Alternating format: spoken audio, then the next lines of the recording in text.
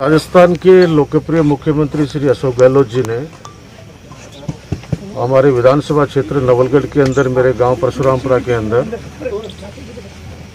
और श्री राजीव गांधी जो देश के हमारे पूर्व प्रधानमंत्री, उनके नाम से एक खेल स्टेडियम के लिए इस बार बजट में घोषणा की। और उसी बात को आगे बढ़ाते हुए आज हम लोगों ने एक ये शिलान्यास का कार्यक्रम रखा है शॉर्ट रूप से, क्योंकि कोविड की महामारी को देखते हुए हमने इस कार्यक्रम को बहुत ही शॉर्ट में रखा है,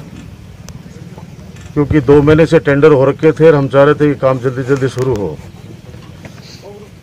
लेकिन ये भी इंतजार कर रहे थे कि गांव के अंदर, हमारे क्षेत्र के अंदर बहुत खुशी का माहौल होगा और उस दिन बहुत हजारों की संख्या में लोग आएंगे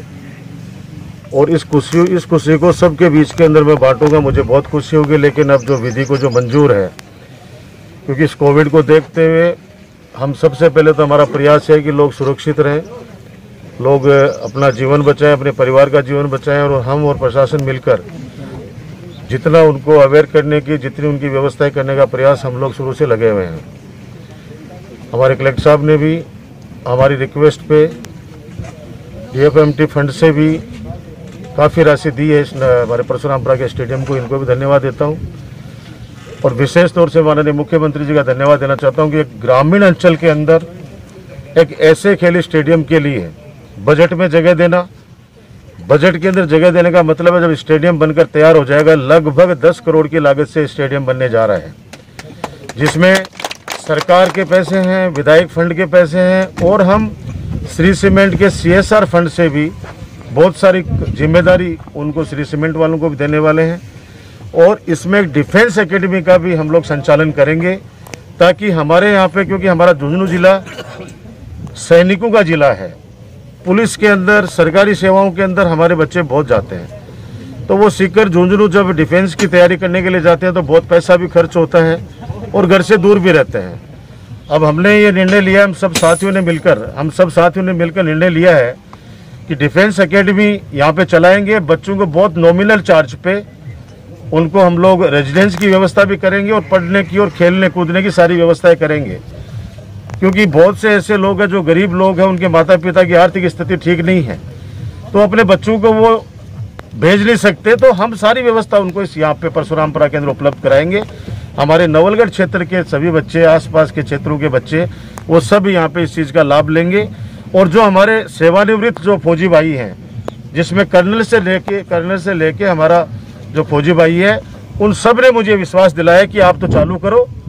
हम लोग हमारी सेवाएं आपके इस डिफेंस एकेडमी में देंगे। गवर्नमेंट की तरफ से यहाँ पे कोच आएंगे,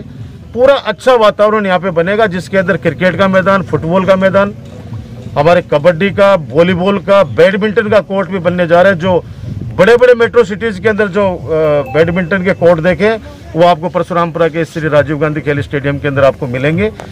मेरा तात्पर्य ये है कि हमारे यहाँ पे नवलगढ़ क्षेत्र के अंदर, चाहे चिकित्सा का मामला हो, चाहे शिक्षा का मामला हो, चाहे खेल कूद का मामला हो, चाहे सड़क का मामला हो, पेयजल का हो, सारी जितनी मूलभूत सुविधाएं मैं आम जनता के लिए, छत्तीस कौम के लिए ला सकता हूँ, वो लाने का मैंने हमेशा प्रयास किया और उसमें सफलता भी पाई है। आप अभी परशुरामपुरा वाली ये जो रोड है, 21 करोड़ रुपए माननीय मुख्यमंत्री जी ने स्वीकृत कर दिए हैं, टेंडर हो गए हैं और जल्दी PWD इस काम को शुरू कर देगी, ताकि ये जो आम रास्ते की समस्या आने वाली दिक्कत है, ये भी नहीं रहेगी, लोगों को सुलभ हो जाएगा रास्ता। वैसे चिराना से लेके टोडपुरा, टोंगचिल्ली, भोजनगर और हमारे देवगांव तक ये भी 5 मीटर सड़क चौड़ी हो रही है, तो यहाँ से सीधा एक मिड रास्ता निकल जाएगा झुंझुनू के लिए। जयसिंहपुरा से झुंझुनू तो हमने जोड़ दिया है, और जयसिंहपुरा से लेके परशुरामपुरा होते हुए, देवगांव होते हुए, चिराना से, तो एक ये सीधा बीच का रास्ता सुलभ हो जाएगा सबके लिए। मैं सब ग्रामीण वासियों को, नवलगढ़ वासियों को बहुत बहुत बधाई देता हूँ कि ये शुभारंभ आज शिलान्यास हमने किया है। जिस दिन ये बनकर तैयार हो जाएगा, हमारे बाबा मानदास के आशीर्वाद से, बाबा रामसा पीर के आशीर्वाद से एक भव्य आयोजन करेंगे, जिसके अंदर माननीय मुख्यमंत्री जी को भी आमंत्रित करेंगे, और उस दिन और सौगातें हमारे इस नवलगढ़ क्षेत्र की जनता के लिए लेंगे, ऐसा मुझे विश्वास है। मैं आप सबसे अपील करना चाहता हूं आपके माध्यम से,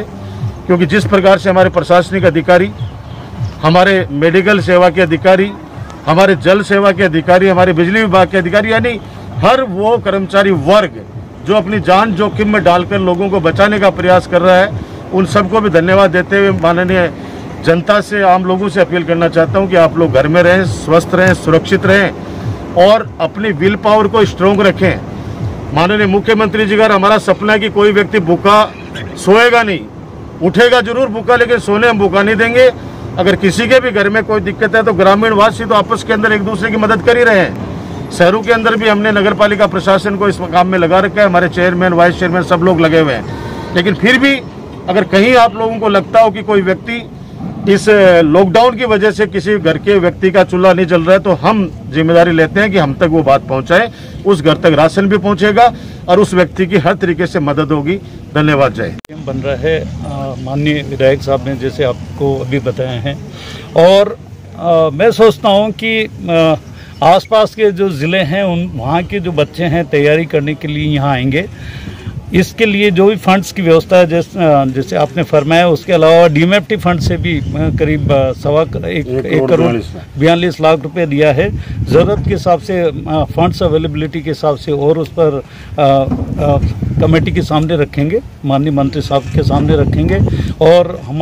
मेरी उम्मीद है कि ये स्टेडियम जल्दी से जल्दी तैयार होके और ग्रामीण जनता को और आसपास के लोगों को बड़ी रिलीफ देगा और यहाँ से बड़ी संख्या में फौज के लिए लोग तैयार होके जाएंगे। नेशनल इंटरनेशनल के प्लेयर्स तैयार होंगे, ऐसी मेरी कामना है। जहाँ तक कोरोना से संबंधित बात है, कोरोना में बाकायदा सब लोगों से पुनः आग्रह है कि सोशल डिस्टेंसिंग की पालना करें, मास्क पहन के रखें और ज़्यादा से ज़्यादा घरों में रहें। कुछ पीरियड है जो ये निकलने वाला है, बाकायदा पेशेंट्स भी करीब करीब आधे रह गए हैं, तो पुनः सबसे अपील है कि कोविड गाइडलाइंस की पालना करें।